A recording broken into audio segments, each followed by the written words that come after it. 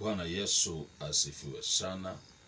Ningependa leo nishirikiane na wewe juu ya ujumbe unaosema mateso makali. Mateso makali.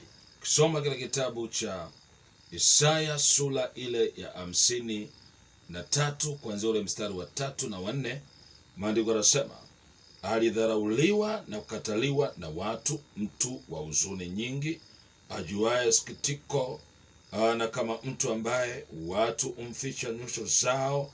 Alizalauliwa wala hatukumhesabu kwa kitu. Mstari wa 4, Biblia inasema, hakika ameyachukua masikitiko yetu, amejitwika huzuni zetu, lakini tulimzania kuwa amepigwa na Mungu na kuteswa. Nisikilize ndugu yangu unanitazama. Tunapoongelea juu ya mateso makali, mfano halisi ambao Biblia inatueleza ni kuhusiana na Yesu Kristo, ambaye yeye ni mojawapo ambaye alivumilia mateso ya msalaba hadi mauti au kifo. Na mtumishi wa Mungu nabii Isaya anamtabiri miaka 700 kabla ya kuzaliwa kwamba hali ambazo atakazokutana nazo huyu Bwana Yesu baada ya kuvaa mwili, maana yake atakuwa ni kama vile mtu anayepigwa, aliyekuwa amejitwika huzuni, na ndivyo hali halisi iliyojitokeza kwenye Agano Jipya.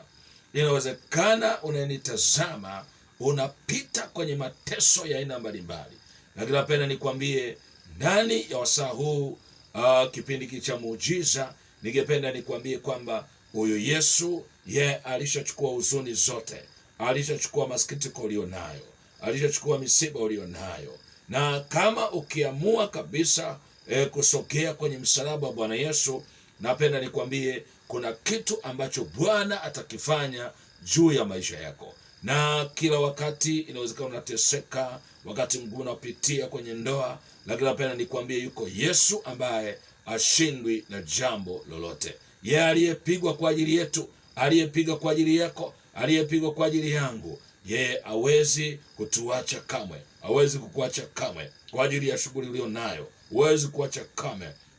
Kwa ajili ya ndoa ulio nayo, Bwana yuko tayari kukusaidia uondokane na mateso ulio nayo. Baada ya maneno machache haya, kumbuka kwamba mbele yako ninaitwa mchungaji na mhubiri au mkufunzi Steven Samba Mwekela. Niko hapa Dar es Salaam, Tanzania, Afrika Mashariki. Ningeomba na wewe ili Mungu akutoe kwenye mateso. Tuombe.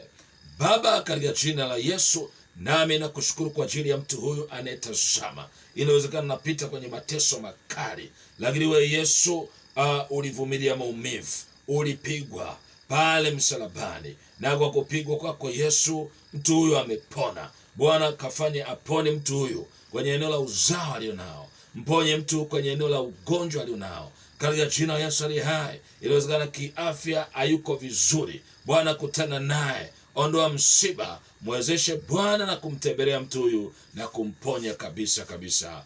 Amen.